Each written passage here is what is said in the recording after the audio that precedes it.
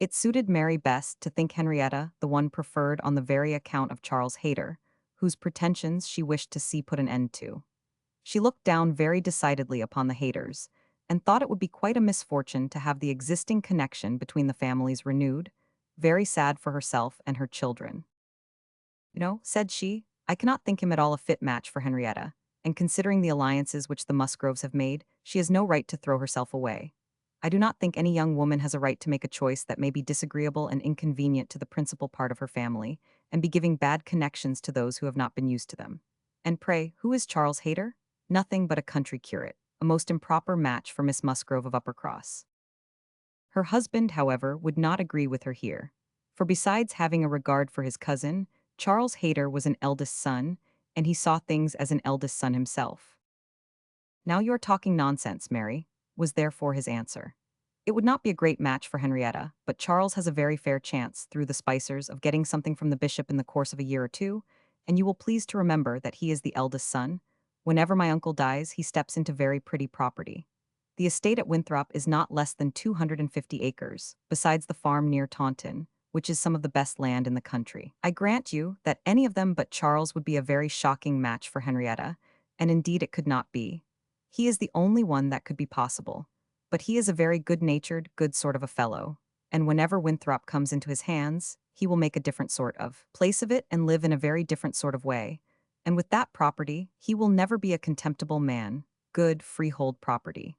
No, no, Henrietta might do worse than marry Charles Hayter, and if she has him and Louisa can get Captain Wentworth, I shall be very well satisfied. Charles may say what he pleases, cried Mary to Anne, as soon as he was out of the room, but it would be shocking to have Henrietta marry Charles Hayter, a very bad thing for her, and still worse for me, and therefore it is very much to be wished that Captain Wentworth may soon put him quite out of her head, and I have very little doubt that he has. She took hardly any notice of Charles Hayter yesterday. I wish you had been there to see her behavior. And as to Captain Wentworth's liking Louisa as well as Henrietta, it is nonsense to say so, for he certainly does like Henrietta a great deal the best. But Charles is so positive. I wish you had been with us yesterday, for then you might have decided between us, and I am sure you would have thought as I did, unless you had been determined to give it against me. A dinner at Mr. Musgrove's had been the occasion when all these things should have been seen by Anne, but she had stayed at home, under the mixed plea of a headache of her own, and some return of indisposition in little Charles. She had thought only of avoiding Captain Wentworth, but an escape from being appealed to as umpire was now added to the advantages of a quiet evening. As to Captain Wentworth's views, she deemed it of more consequence that he should know his own mind early enough not to be endangering the happiness of either sister, or impeaching his own honor, than that he should prefer Henrietta to Louisa, or Louisa to Henrietta. Either of them would, in all probability, make him an affectionate, good-humored wife. With regard to Charles Hayter, she had delicacy which must be pained by any lightness of conduct in a well-meaning young woman, and a heart to sympathize in any of the sufferings it occasioned. But if Henrietta found herself mistaken in the nature of her feelings, the alteration could not be understood too soon. Charles Hayter had met with much to disquiet and mortify him in his cousin's behavior. She had too old a regard for him to be so wholly estranged as might in two meetings extinguish every past hope, and leave him nothing to do but to keep away from Uppercross. But there was such a change as became very alarming, when such a man as Captain Wentworth was to be regarded as the probable cause. He had been absent only 2 Sundays, and when they parted, had left her interested, even to the height of his wishes, in his prospect of soon quitting his present curacy, and obtaining that of Uppercross instead. It had then seemed the object nearest her heart, that Dr. Shirley, the rector, who for more than 40 years had been zealously discharging all the duties of his office, but was now growing too infirm for many of them, should be quite fixed on engaging a curate, should make his curacy quite as good as he could afford, and should give Charles Hayter the promise of it. The advantage of his having to come only to Uppercross, instead of going 6 miles another way. Of his having, in every respect, a better curacy. Of his belonging to their dear Dr. Shirley, and of dear, good Dr. Shirley's being relieved from the duty which he could no longer get through without most injurious fatigue, had been a great deal, even to Louisa, but had been almost everything to Henrietta. When he came back, alas, the zeal of the business was gone by. Louisa could not listen at all to his account of a conversation which he had just held with Dr. Shirley. She was at a window, looking out for Captain Wentworth, and even Henrietta had at best only a divided attention to give, and seemed to have forgotten all the former doubt and solicitude of the negotiation. Well, I am very glad indeed, but I always thought you would have it, I always thought you sure. It did not appear to me that, in short, Dr. Shirley must have a curate and you had secured his promise. Is he coming, Louisa? One morning, very soon after the dinner at the Musgroves, at which Anne had not been present, Captain Wentworth walked into the drawing-room at the cottage, where were only herself and the little invalid Charles, who was lying on the sofa. The surprise of finding himself almost alone with Anne Elliot deprived his manners of their usual composure. He started, and could only say, "I thought the Miss Musgroves had been here. Mrs. Musgrove told me I should find them here," before he walked to the window to recollect himself, and feel how he ought to behave. "They are upstairs with my sister. They will be down in a few moments, I dare say," had been Anne's reply, in all the confusion that was natural. And if the child had not called her to come and do something for him, she would have been out of the room the next moment, and released Captain Wentworth as well as herself. He continued at the window, and after calmly and politely saying, "I hope the little boy is better," was silent. She was obliged to kneel down by the sofa, and remain there to satisfy her patient, and thus they continued a few minutes, when, to her very great satisfaction, she heard some other person crossing the little vestibule. She hoped, on turning her head, to see the master of the house, but it proved to be one much less calculated for making matters easy. Charles Hayter, probably not at all better pleased by the sight of Captain Wentworth than Captain Wentworth had been by the sight of Anne. She only attempted to say, "How do you do? Will you not sit down? The others will be here presently." Captain Wentworth, however, came from his window, apparently not ill-disposed for conversation. But Charles Hayter soon put an end to his attempts by seating himself near the table and taking up the newspaper, and Captain Wentworth returned to his window. Another minute brought another addition. The younger boy, a remarkable stout, forward child of 2 years old, having got the door opened for him by someone without, made his determined appearance among them, and went straight to the sofa to see what was going on, and put in his claim to anything good that might be giving away. There being nothing to eat, he could only have some play, and as his aunt would not let him tease his sick brother, he began to fasten himself upon her, as she knelt, in such a way that, busy as she was about Charles, she could not shake him off. She spoke to him, ordered, entreated, and insisted in vain. Once she did contrive to push him away, but the boy had the greater pleasure in getting upon her back again directly. "Walter," said she, "get down this moment. You are extremely troublesome. I am very angry with you." "Walter," cried Charles Hayter, "why do you not do as you are bid? Do not you hear your aunt speak? Come to me, Walter, come to cousin Charles." But not a bit did Walter stir. In another moment, however, she found herself in the state of being released from him.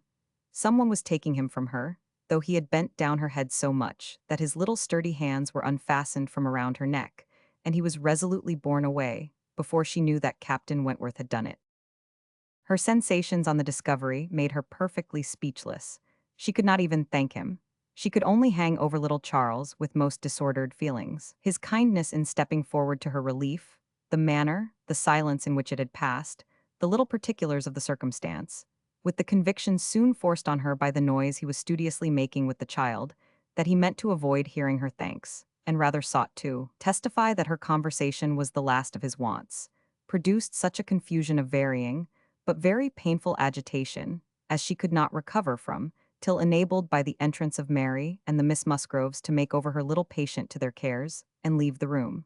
She could not stay. It might have been an opportunity of watching the loves and jealousies of the four, they were now all together, but she could stay for none of it. It was evident that Charles Hayter was not well inclined towards Captain Wentworth. She had a strong impression of his having said, in a vexed tone of voice, after Captain Wentworth's interference, "You ought to have minded me, Walter.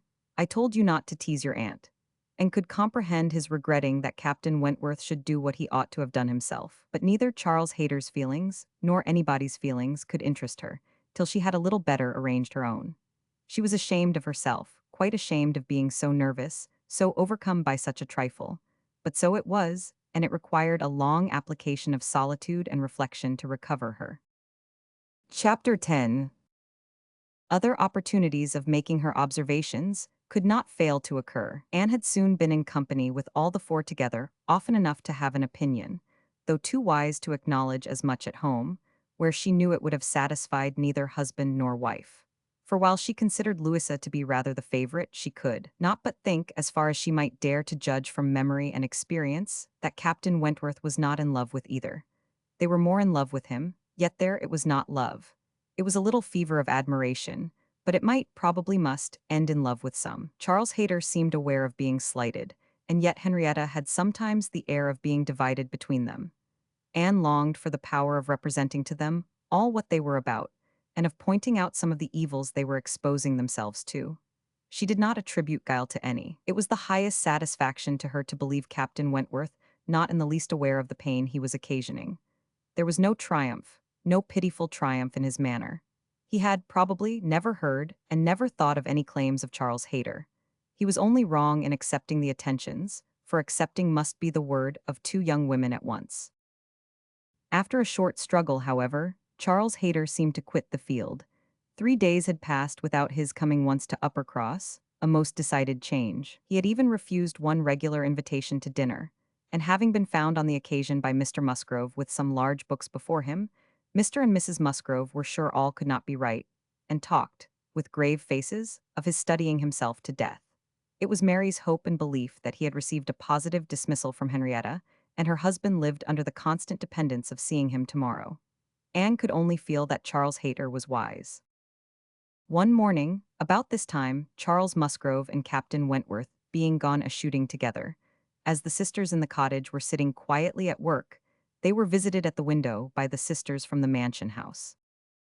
It was a very fine November day, and the Miss Musgroves came through the little grounds, and stopped for no other purpose than to say that they were going to take a long walk, and therefore concluded Mary could not like to go with them.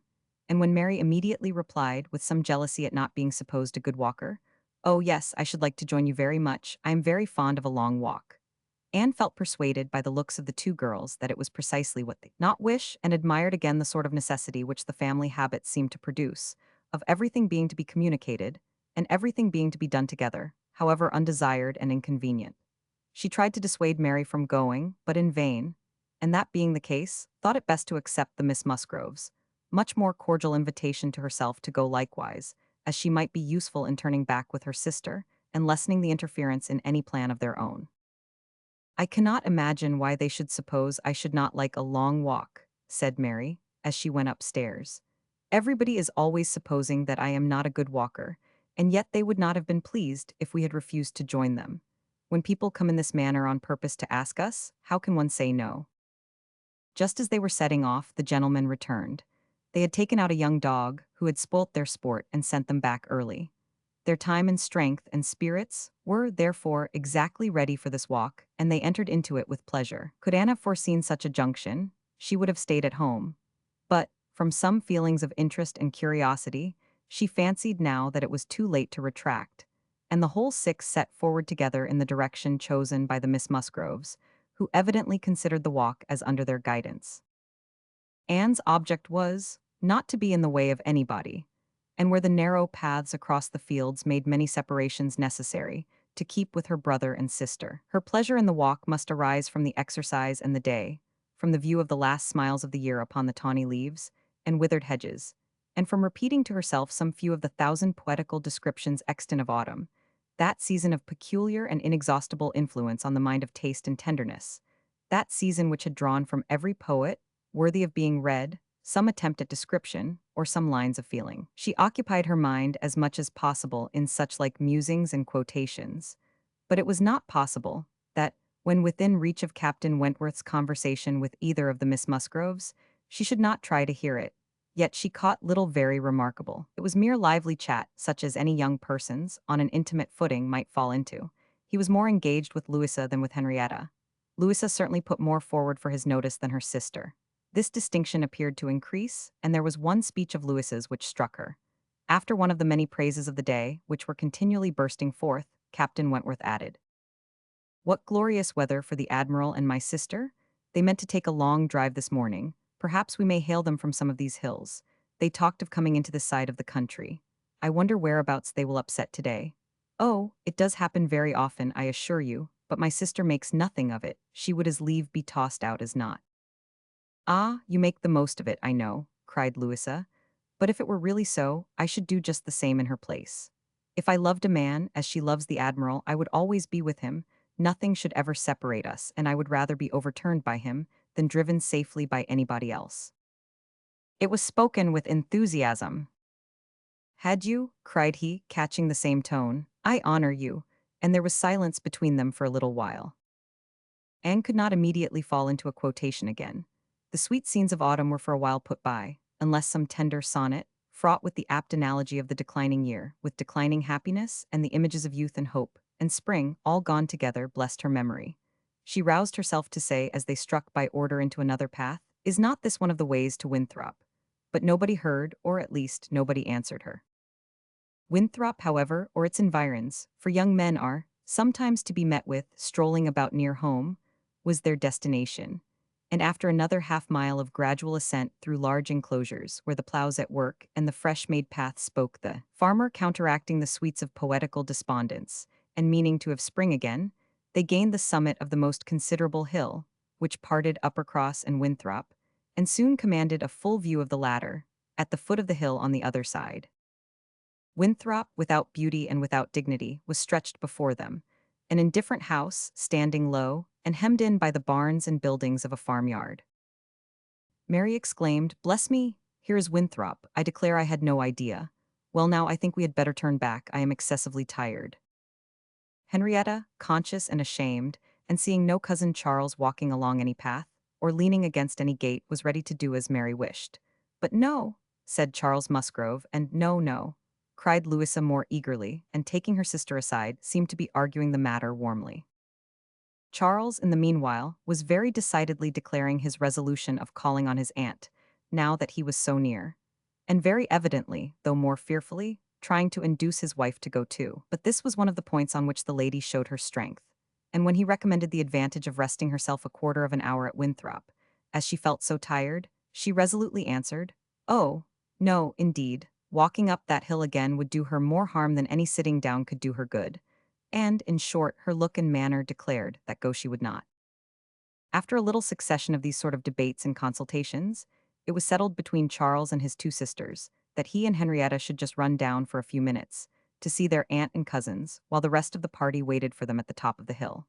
Louisa seemed the principal arranger of the plan, and, as she went a little way with them down the hill, still talking to Henrietta, Mary took the opportunity of looking scornfully around her, and saying to Captain Wentworth, "It is very unpleasant having such connections, but I assure you I have never been in the house above twice in my life." She received no other answer than an artificial, assenting smile, followed by a contemptuous glance, as he turned away, which Anne perfectly knew the meaning of. The brow of the hill, where they remained, was a cheerful spot. Louisa returned, and Mary, finding a comfortable seat for herself on the step of a stile, was very well satisfied so long as the others all stood about her. But when Louisa drew Captain Wentworth away, to try for a gleaning of nuts in an adjoining hedgerow, and they were gone by degrees quite out of sight and sound, Mary was happy no longer. She quarreled with her own seat, was sure. Louisa had got a much better somewhere, and nothing could prevent her from going to look for a better also. She turned through the same gate but could not see them. Anne found a nice seat for her, on a dry sunny bank under the hedgerow, in which she had no doubt of their still being in some spot or other. Mary sat down for a moment, but it would not do. She was sure Louisa had found a better seat somewhere else, and she would go on till she overtook her. Anne, really tired herself, was glad to sit down, and she very soon heard Captain Wentworth and Louisa in the hedgerow, behind her, as if making their way back along the rough, wild sort of channel down the center. They were speaking as they drew near. Louisa's voice was the first distinguished. She seemed to be in the middle of some eager speech. What Anne first heard was, "And so, I made her go. I could not bear that she should be frightened from the visit by such nonsense. What, would I be turned back from doing a thing that I had determined to do, and that I knew to be right, by the airs and interference of such a person, or of any person I may say? No, I have no idea of being so easily persuaded. When I have made up my mind, I have made it." And Henrietta seemed entirely to have made up hers to call at Winthrop today, and yet she was as near giving it up, out of nonsensical complacence.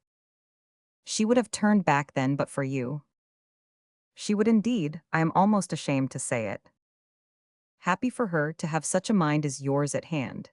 After the hints you gave just now, which did but confirm my own observations, the last time I was in company with him, I need not affect to have no comprehension of what is going on. I see that more than a mere dutiful morning visit to your aunt was in question. And woe betide him, and her too, when it comes to things of consequence. When they are placed in circumstances requiring fortitude and strength of mind, if she have not resolution enough to resist idle interference in such a trifle as this. Your sister is an amiable creature, but yours is the character of decision and firmness, I see. If you value her conduct or happiness, infuse as much of your own spirit into her as you can. But this, no doubt, you have been always doing. It is the worst evil of too yielding and indecisive a character, that no influence over it can be depended on. You are never sure of a good impression being durable, everybody may sway it.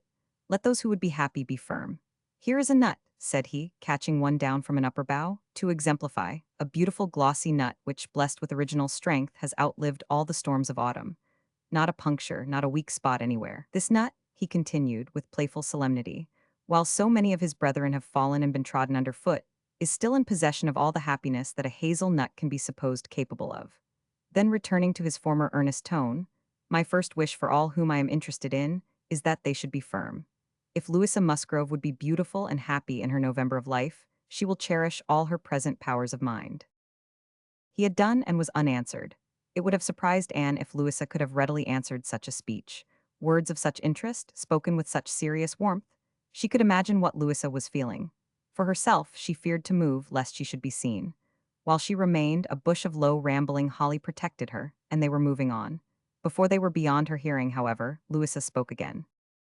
Mary is good-natured enough in many respects, said she, but she does sometimes provoke me excessively, by her nonsense and pride, the Elliot pride. She has a great deal too much of the Elliot pride. We do so wish that Charles had married Anne instead. I suppose you know he wanted to marry Anne.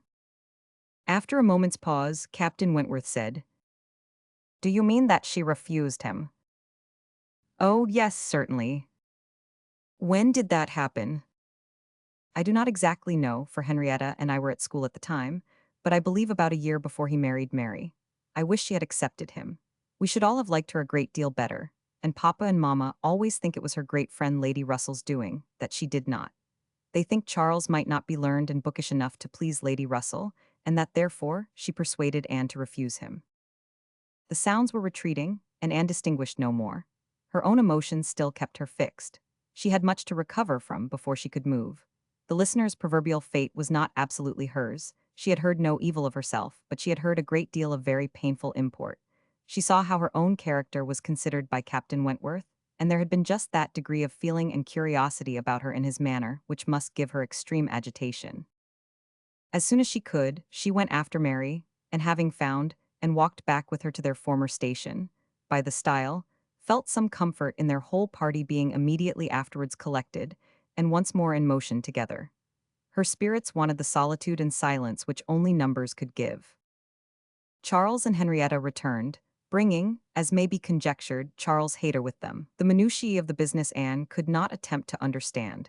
Even Captain Wentworth did not seem admitted to perfect confidence here, but that there had been a withdrawing on the gentleman's side, and a relenting on the lady S, and that they were now very glad to be together again, did not admit a doubt. Henrietta looked a little ashamed, but very well pleased. Charles Hayter exceedingly happy, and they were devoted to each other almost from the first instant of their all setting forward for Uppercross. Everything now marked out Louisa for Captain Wentworth. Nothing could be plainer, and where many divisions were necessary, or even where they were not, they walked side by side nearly as much as the other two. In a long strip of meadow land, where there was ample space for all, they were thus divided, forming three distinct parties, and to that party of the three which boasted least animation and least complacence, Anne necessarily belonged. She joined Charles and Mary, and was tired enough to be very glad of Charles's other arm. But Charles, though in very good humor with her, was out of temper with his wife. Mary had shewn herself disobliging to him, and was now to reap the consequence, which consequence was his dropping her arm almost every moment to cut off the heads of some nettles in the hedge with his switch. And when Mary began to complain of it, and lament her being ill-used, according to custom, in being on the hedge side, while Anne was never incommoded on the other, he dropped the arms of both to hunt after a weasel which he had a momentary glance of, and they could hardly get him along at all. This long meadow bordered a lane, which their footpath at the end of it was to cross, and when the party had all reached the gate of exit, the carriage advancing in the same direction, which had been some time heard, was just coming up and proved to be Admiral Croft's gig. He and his wife had taken their intended drive and were returning home. Upon hearing how long a walk the young people had engaged in, they kindly offered a seat to any lady who might be particularly tired. It would save her a full mile, and they were going through Uppercross. The invitation was general and generally declined.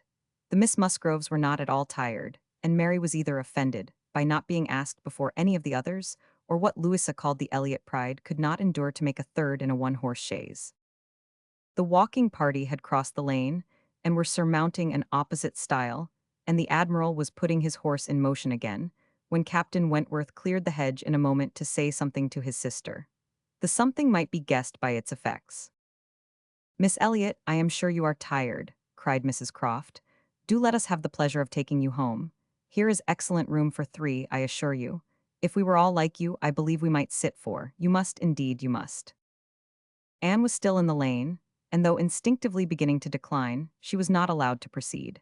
The Admiral's kind urgency came in support of his wife S. They would not be refused. They compressed themselves into the smallest possible space to leave her a corner, and Captain Wentworth, without saying a word, turned to her and quietly obliged her to be assisted into the carriage. Yes, he had done it. She was in the carriage and felt that he had placed her there, that his will and his hands had done it, that she owed it to his perception of her fatigue and his resolution to give her rest. She was very much affected by the view of his disposition towards her, which all these things made apparent. This little circumstance seemed the completion of all that had gone before. She understood him. He could not forgive her, but he could not be unfeeling. Though condemning her for the past, and considering it with high and unjust resentment, though perfectly careless of her, and though becoming attached to another, still he could not see her suffer without the desire of giving her relief. It was a remainder of former sentiment. It was an impulse of pure, though unacknowledged friendship. It was a proof of his own warm and amiable heart, which she could not contemplate without emotions so compounded of pleasure and pain that she knew not which prevailed. Her answers to the kindness and the remarks of her companions were at first unconsciously given. They had traveled half their way along the rough lane before she was quite awake to what they said. She then found them talking of Frederick. "He certainly means to have one or other of those two girls, Sophie," said the Admiral, "but there is no saying which. He has been running after them too long enough, one would think, to make up his mind. Aye, this comes of the peace. If it were war now, he would have settled it long ago. We sailors, Miss Elliot, cannot afford to make long courtships in time of war. How many days was it, my dear, between the first time of my seeing you and our sitting down together in our lodgings at North Yarmouth?" "We had better not talk about it, my dear," replied Mrs. Croft, pleasantly, "for if Miss Elliot were to hear how soon we came to an understanding, she would never be persuaded that we could be happy together. I had known you by character, however, long before." "Well, and I had heard of you as a very pretty girl, and what were we to wait for besides? I do not like having such things so long in hand. I wish Frederick would spread a little more canvas, and bring us home one of these young ladies to Kellynch. Then there would always be company for them. And very nice young ladies they both are. I hardly know one from the other." "Very good-humored, unaffected girls indeed," said Mrs. Croft, in a tone of calmer praise, such as made Anne suspect that her keener powers might not consider either of them as quite worthy of her brother, "and a very respectable family. One could not be connected with better people. My dear Admiral, that post? We shall certainly take that post." But by coolly giving the reins a better direction herself, they happily passed the danger. And by once afterwards judiciously putting out her hand, they neither fell into a rut, nor ran foul of a dung-cart. And Anne, with some amusement at their style of driving, which she imagined no bad representation of the general guidance of their affairs, found herself safely deposited by them at the cottage. Chapter 11. The time now approached for Lady Russell's return. The day was even fixed, and Anne, being engaged to join her as soon as she was resettled, was looking forward to an early removal to Kellynch, and beginning to think how her own comfort was likely to be affected by it. It would place her in the same village with Captain Wentworth, within half a mile of him. They would have to frequent the same church, and there must be intercourse between the two families. This was against her. But on the other hand, he spent so much of his time at Uppercross, that in removing thence she might be considered rather as leaving him behind than as going towards him. And upon the whole, she believed she must, on this interesting question, be the gainer, almost as certainly as in her change of domestic society, in leaving poor Mary for Lady Russell. She wished it might be possible for her to avoid ever seeing Captain Wentworth at the Hall. Those rooms had witnessed former meetings which would be brought too painfully before her. but she was yet more anxious for the possibility of Lady Russell and Captain Wentworth never meeting anywhere. They did not like each other, and no renewal of acquaintance now could do any good. And were Lady Russell to see them together, she might think that he had too much self-possession, and she too little.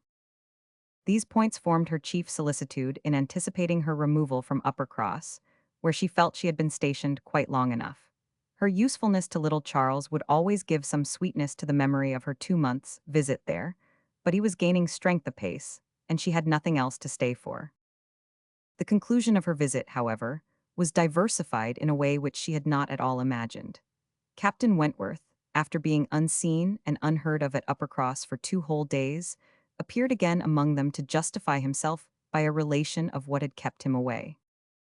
A letter from his friend, Captain Harville, having found him out at last, had brought intelligence of Captain Harville's being settled with his family at Lyme for the winter, of their being therefore, quite unknowingly, within 20 miles of each other. Captain Harville had never been in good health since a severe wound which he received 2 years before, and Captain Wentworth's anxiety to see him had determined him to go immediately to Lyme.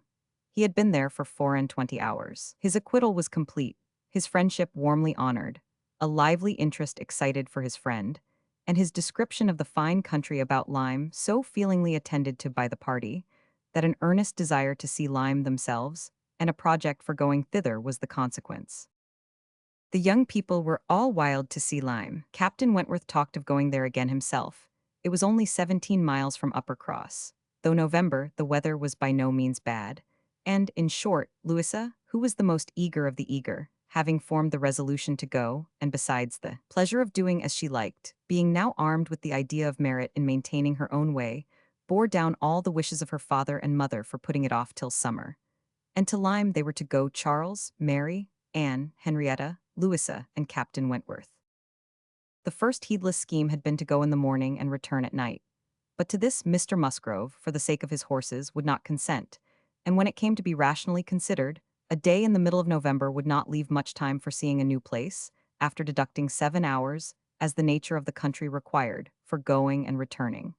They were, consequently, to stay the night there, and not to be expected back till the next day's dinner. This was felt to be a considerable amendment, and though they all met at the great house at rather an early breakfast hour, and set off very punctually, it was so much past noon before the 2 carriages, Mr. Musgrove's coach containing the 4 ladies, and Charles's curricle, in which he drove Captain Wentworth, were descending the long hill into Lyme, and entering upon the still steeper street of the town itself, that it was very evident they would not have more than time for looking about them, before the light and warmth of the day were gone. After securing accommodations, and ordering a dinner at one of the inns, the next thing to be done was unquestionably to walk directly down to the sea. They were come too late in the year for any amusement or variety which Lyme, as a public place, might offer. The rooms were shut up, the lodgers almost all gone, scarcely any family but of the residents left. And, as there is nothing to admire in the buildings themselves, the remarkable situation of the town, the principal street almost hurrying into the water, the walk to the Cobb, skirting round the pleasant little bay, which, in the season, is animated with bathing machines and company. The Cobb itself, its old wonders and new improvements, with the very beautiful line of cliffs stretching out to the east of the town, are what the stranger's eye will seek. And a very strange stranger it must be, who does not see charms in the immediate environs of Lyme, to make him wish to know it better. The scenes in its neighborhood charmeth, with its high grounds and extensive sweeps of country, and still more, its sweet, retired bay, backed by dark cliffs, where fragments of low rock among the sands make it the happiest spot for watching the flow of the tide, for sitting in unwearied contemplation.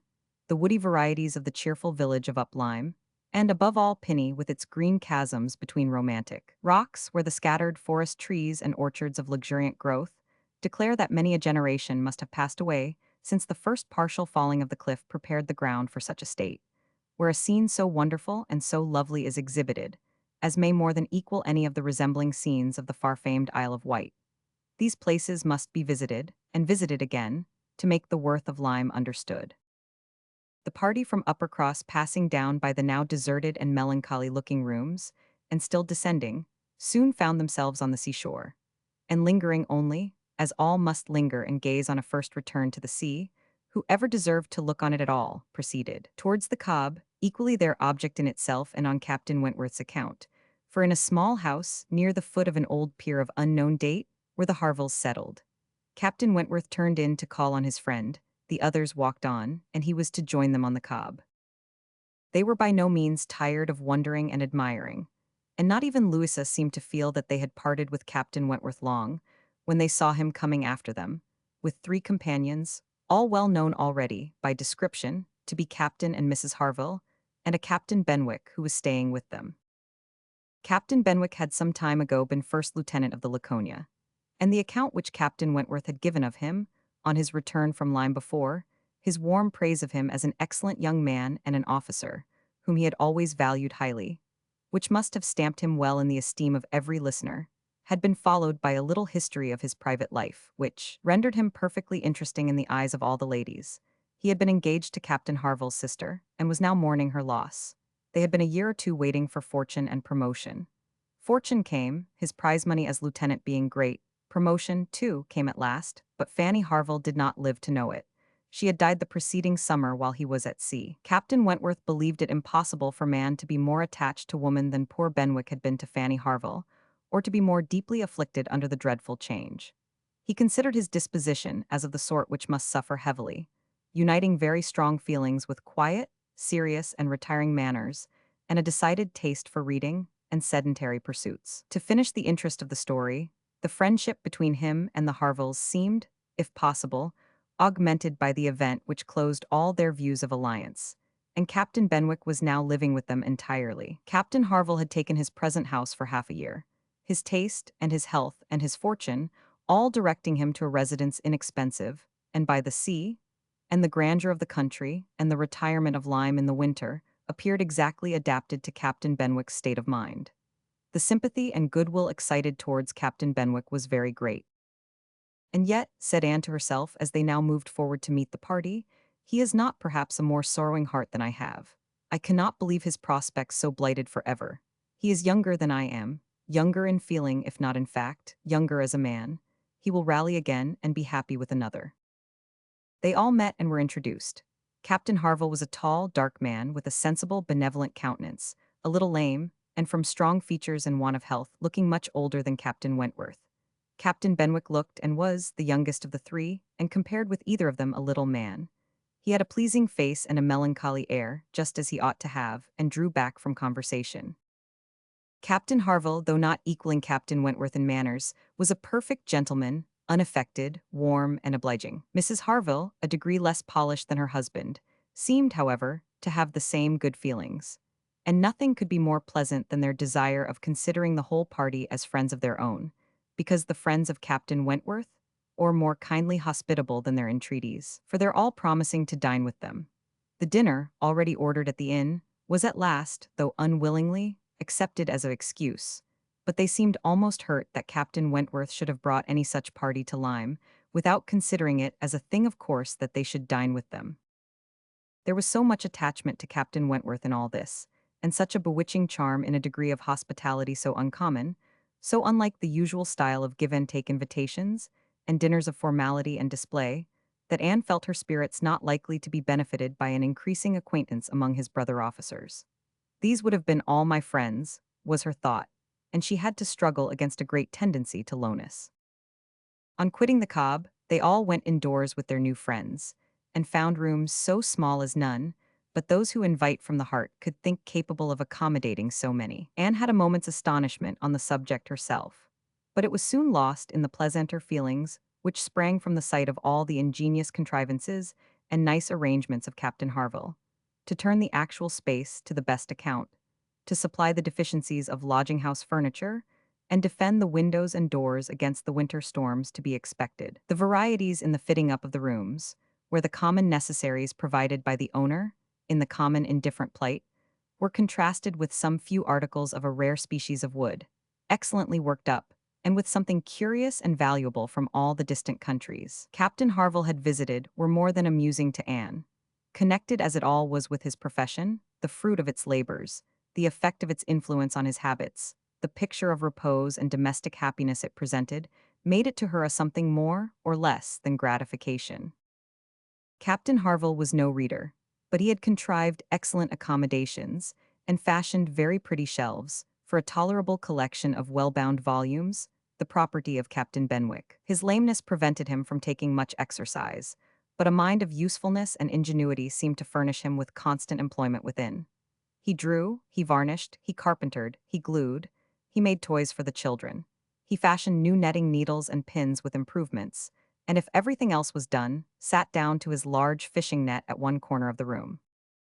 Anne thought she left great happiness behind her when they quitted the house. And Louisa, by whom she found herself walking, burst forth into raptures of admiration and delight on the character of the navy. Their friendliness, their brotherliness, their openness, their uprightness.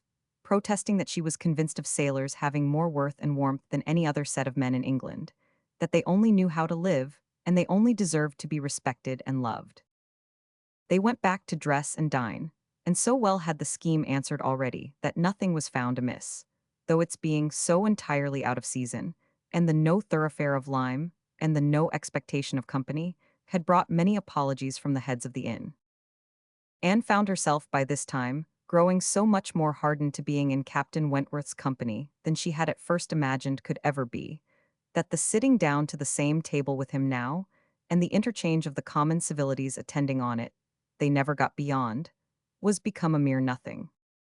The nights were too dark for the ladies to meet again till the morrow, but Captain Harville had promised them a visit in the evening, and he came, bringing his friend also, which was more than had been expected, it having been agreed that Captain Benwick had all the appearance of being oppressed by the presence of so many strangers.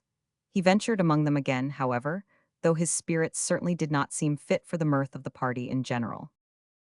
While Captains Wentworth and Harville led the talk on one side of the room, and by recurring to former days, supplied anecdotes in abundance to occupy and entertain the others, it fell to Anne's lot to be placed rather apart with Captain Benwick, and a very good impulse of her nature obliged her to begin an acquaintance with him. He was shy and disposed to abstraction, but the engaging mildness of her countenance and gentleness of her manners soon had their effect, and Anne was well repaid the first trouble of exertion. He was evidently a young man of considerable taste in reading, though principally in poetry, and besides the persuasion of having given him at least an evening's indulgence in the discussion of subjects, which his usual companions had probably no concern in, she had the hope of being of real use to him in some suggestions as to the duty and benefit of struggling against affliction, which had naturally grown out of their conversation. For, though shy, he did not seem reserved. It had rather the appearance of feelings glad to burst their usual restraints, and having talked of poetry, the richness of the present age, and gone through a brief comparison of opinion as to the first-rate poets, trying to ascertain whether Marmion or the Lady of the Lake were to be preferred, and how ranked the Giaour and the Bride of Abydos, and moreover, how the Giaour was to be pronounced, he showed himself so intimately acquainted with all the tenderest songs of the one poet, and all the impassioned descriptions of hopeless agony of the other.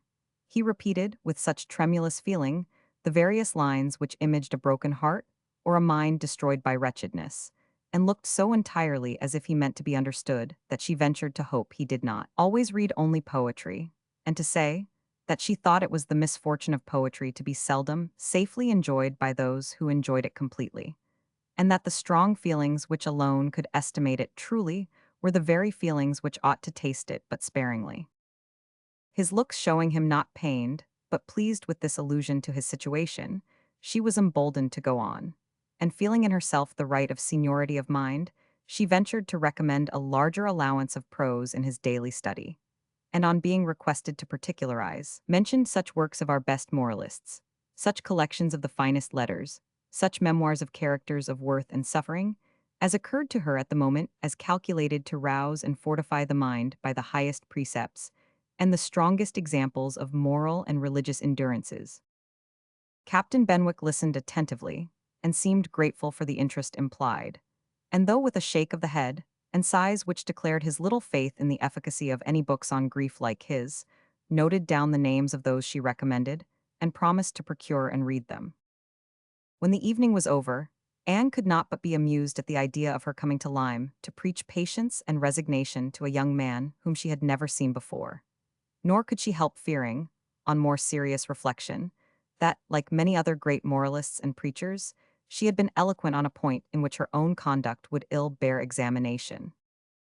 Chapter 12.